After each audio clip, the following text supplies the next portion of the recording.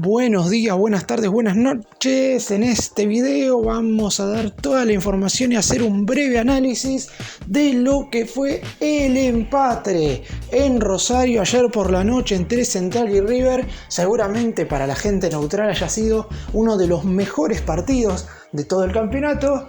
Para la gente de River obviamente generó por un lado bronca, porque parecía que el Millonario podía llevarse inclusive el triunfo si no cometía algunos errores bastante groseros e infantiles que voy a estar mencionando durante el video, pero obviamente también felicidad, porque no normalmente se festeja con tanta euforia el hecho de empatar un partido 3-3 en Rosario en un encuentro que básicamente no definía absolutamente nada, porque la realidad es que River ayer empatando, perdiendo, ganando, igual ya era el campeón, pero por lo menos sirvió para hacer algún tipo de análisis y sobre todo para que algunos jugadores volvieran a disputar minutos después de mucho tiempo. Esto es algo clave, sobre todo para el entrenador, que ya ha mencionado que más allá de que los refuerzos que puedan llegar a venir sean positivos para el armado del plantel, quiere recuperar sí o sí a Matías Suárez, a Héctor David Martínez, que son los dos que entraron ayer, y también a Bruno Zuculini, que estaría para el mes de agosto. Vamos a hacer un análisis completo del partido,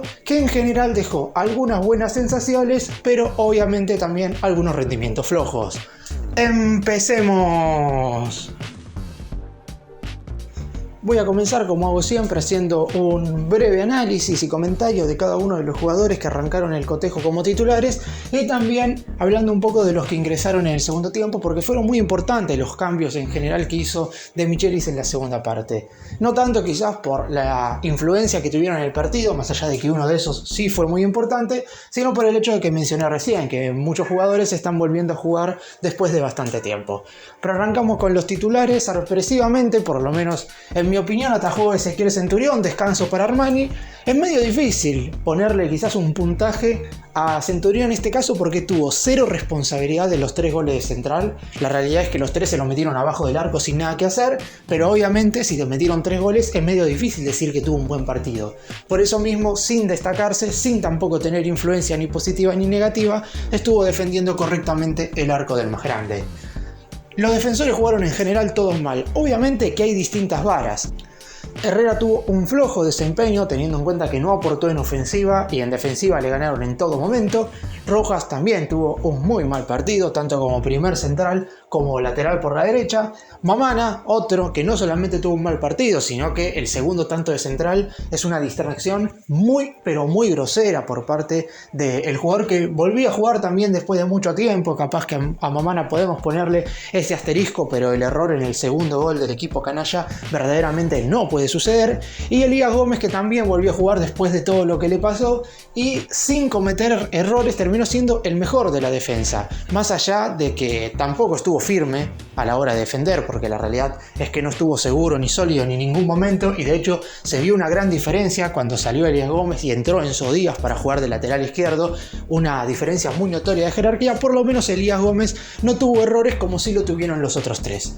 En la mitad de la cancha, Craneviter correcto a la hora de pasar la pelota, pero bastante flojo a la hora de ubicarse bien, sobre todo en los contragolpes de Central, y esto se ve muy notorio tanto en el primero como en el tercer gol del equipo rosarino. La realidad es que no tuvo ese aporte que siempre le tiene que dar un mediocampista central de River para detener la jugada del rival.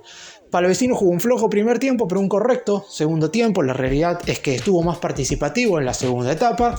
Por el lado de Paradela, cometió errores a la hora de decidir durante los 90 minutos. La diferencia fue que en el segundo tiempo por lo menos se le vio algo más de actitud, algo que en la primera parte no se le notó absolutamente para nada. Y Santiago Simón fue quien completó la mitad de la cancha, moviéndose a veces por el centro y a veces por la derecha. Correcto desempeño hasta ahí. La realidad es que el hecho de no equivocarse, todo lo que tiene que ver con la mitad de la cancha y la zona defensiva de River, ya les hace tener un plus por sobre el resto, porque la realidad es que hubo muchísimas fallas individuales y eso es lo que provocó que Central convirtiera goles, porque en general River jugó mejor que Central, pero obviamente no podés cometer tantos errores. Y los delanteros terminaron siendo sin lugar a dudas los dos mejores del partido.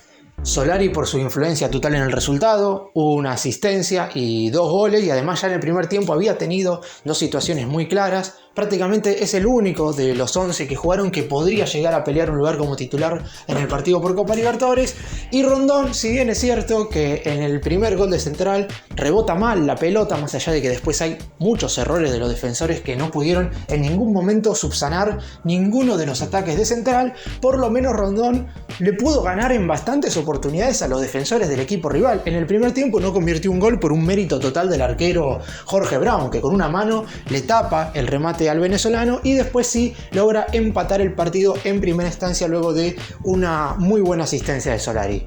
Quienes ingresaron, los primeros cambios fueron Enzo Díaz y el Diablito Echeverri, los dos correctos. Obviamente Enzo Díaz sobresale mucho más por el espectacular centro que tira en el tercer gol de River, verdaderamente formidable lo que hizo el ex Talleres de Córdoba. Echeverri, sin destacarse, sin cometer errores, terminó siendo productivo, sobre todo a la hora de sacarse rivales de encima, y más aún cuando el equipo necesitaba a alguien que encarara para adelante.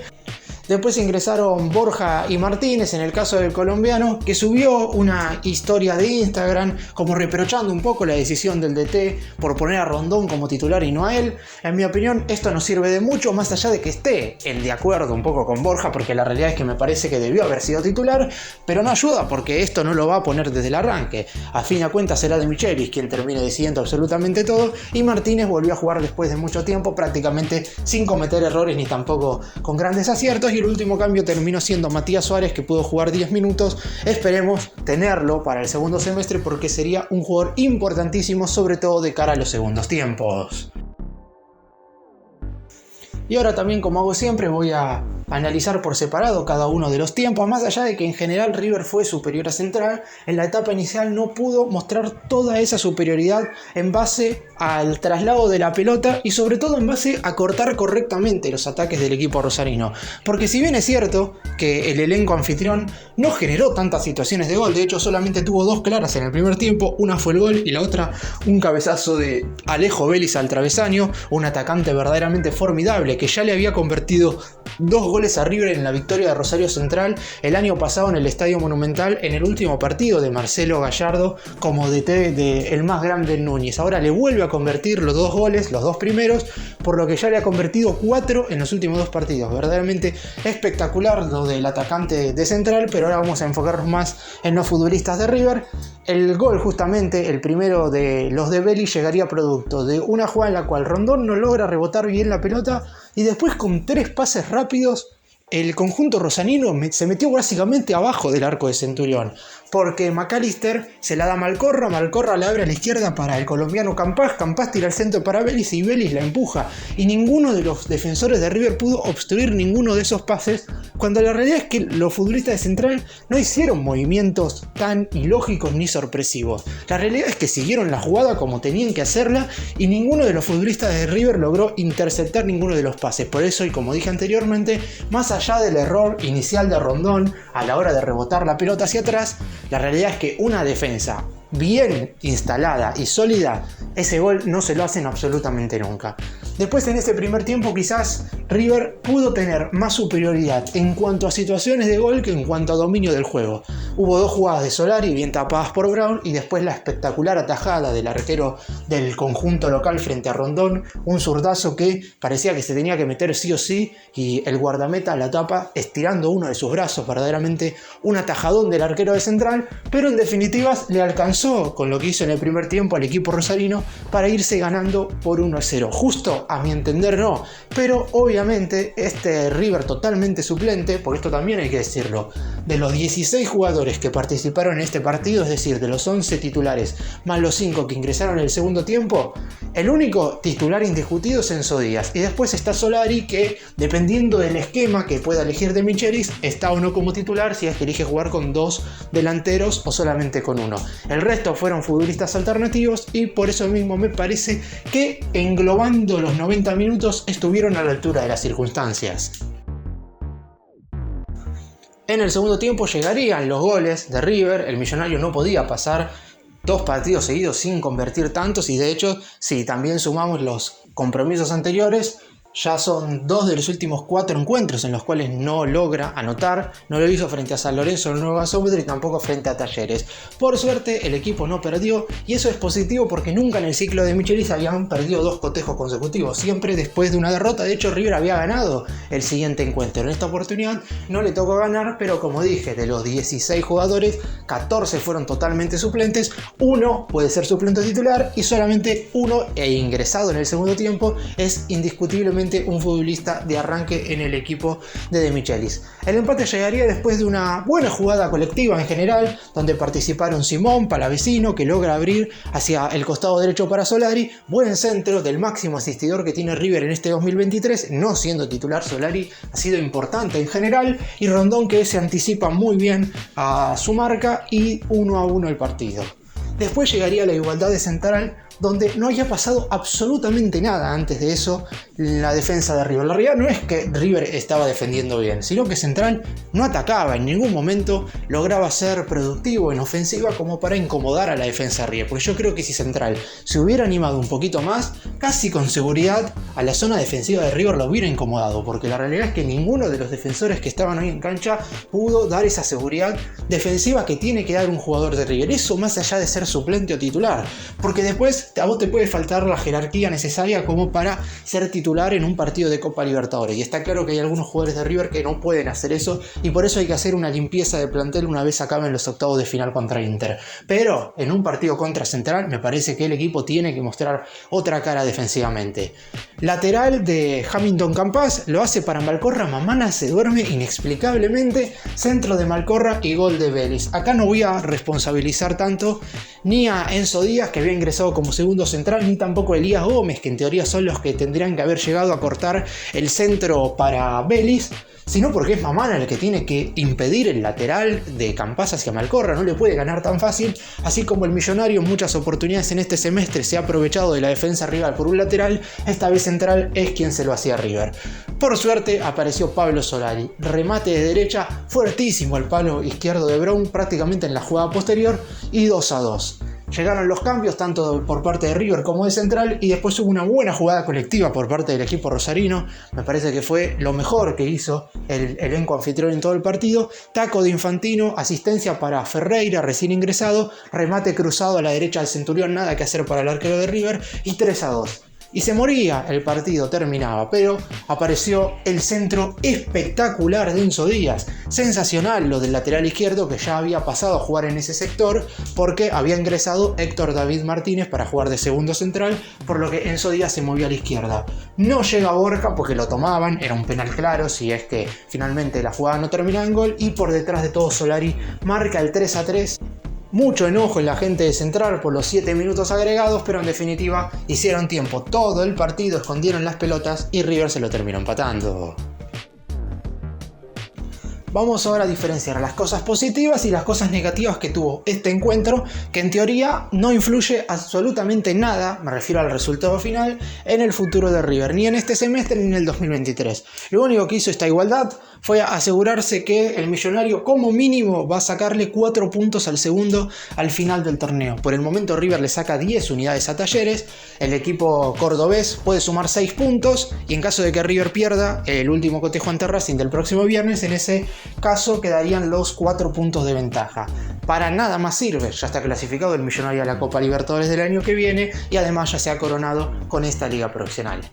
Vamos con los puntos positivos. Primero de todo, siempre empatar un partido sobre la hora es algo positivo. Esto no importa contra qué rival sea, en qué condición lo hagas, ni por qué competencia juegues. Empatar un partido sobre la hora siempre te da una euforia y una felicidad que a lo mejor es momentánea, porque después sí, en el desarrollo y en el análisis, tenés que analizar justamente un poco más quién es el rival, de qué talla es el partido y muchas otras circunstancias, pero en principio fue claramente positivo empatar este partido en el último minuto.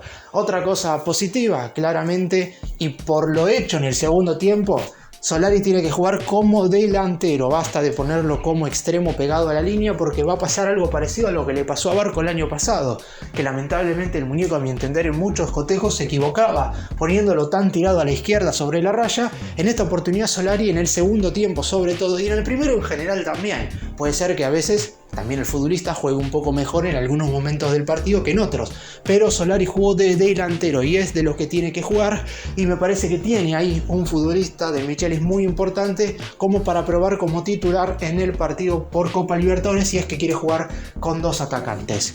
Después quizás las otras cosas positivas no tienen tanto que ver con este partido ni tanto tampoco con el cotejo que va a jugar River ante Inter, porque veo complicado que sean tenidos en cuenta Héctor David Martínez y Matías Suárez para ese partido, teniendo en cuenta que hace mucho que no jugaban, pero en definitiva tienen que volver en algún momento, y si tienen un buen rendimiento está claro que pueden pelear un lugar en el arranque sin ningún tipo de dudas.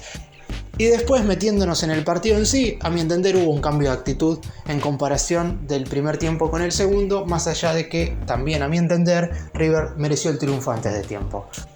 Y en cuanto a lo negativo, claramente River no tiene variantes en reserva, por lo menos con este plantel que tiene ahora. Veremos si Ramiro Funes Mori le puede dar una variante de jerarquía. ¿Por qué digo esto? Más allá del flojo nivel en general que ha mostrado Casco, está por encima de Herrera porque por lo menos Casco tiene esa autoridad que el ex San Lorenzo no tiene. Rojas, que en algún momento en el semestre mostró algún que otro nivel como para poder pelear, ser titular, de hecho contra Fluminense para mí jugó un buen partido, la verdad es que no está a la altura. Mamana hace muchos partidos que no está en un buen rendimiento y además se lesiona seguido. Y Elías Gómez, si River tuviera un lateral derecho decente, sería hoy por hoy el tercer lateral izquierdo del plantel, porque Enzo Díaz sería titular y Gómez sería justamente suplente. ¿Qué quiero decir con esto? Hoy River, como defensores seguros, y es lo que va a pasar en el primer partido con Inter, van a jugar Casco, González Pires, Paulo Díaz y Enzo Díaz, con Funes Mori como alternativa y esperando ver si puede llegar algún otro refuerzo. Y otra cuestión negativa es que me parece que River tiene que saber jugar mejor esta clase de partidos donde a lo mejor el equipo no juega por nada, pero en definitiva no dejas de vestir la camiseta de River. Hubo algunos momentos donde hubo distracciones muy pero muy importantes y eso claramente le costó no poder llevarse los 3 puntos de Rosario. Para cerrar y hablar un poco de lo que viene, porque ahora sí se viene lo más importante para River. Próximo viernes desde las 21:30 horas frente a Racing en el Estadio Monumental, para cerrar esta liga profesional en la que el más grande ya salió campeón y también para levantar el trofeo en frente de las 86.000 personas que se harán presentes en Núñez el próximo viernes por la noche. Luego del cotejo ante Racing, veremos qué equipo pone de Michelis, a cuántos jugadores guarda, a cuántos jugadores pone como titulares. Hay un tiempo bastante prudencial de descanso, porque sábado, domingo y lunes es un tiempo suficiente para que los jugadores se recuperen, pero en definitiva debe evaluar cada uno de los casos. Después se vendrá lo más importante del semestre y del año, por lo menos hasta ahora. Martes 1 de agosto, desde las 21:30 horas en el Estadio Monumental, River contra Internacional de Porto Alegre por la ida de los octavos de la Copa Libertadores. Clave que el millonario obtenga un buen resultado, tal como lo ha hecho durante todo este semestre en el Monumental, pero en una competición que claramente es el máximo objetivo para todos. Esperemos que los futbolistas estén a la altura, los hinchas casi con seguridad van a estar presentes y los van a estar alentando durante los 90 minutos que dure el partido. Gracias por mirarnos, suscríbanse, nos vemos en el próximo video.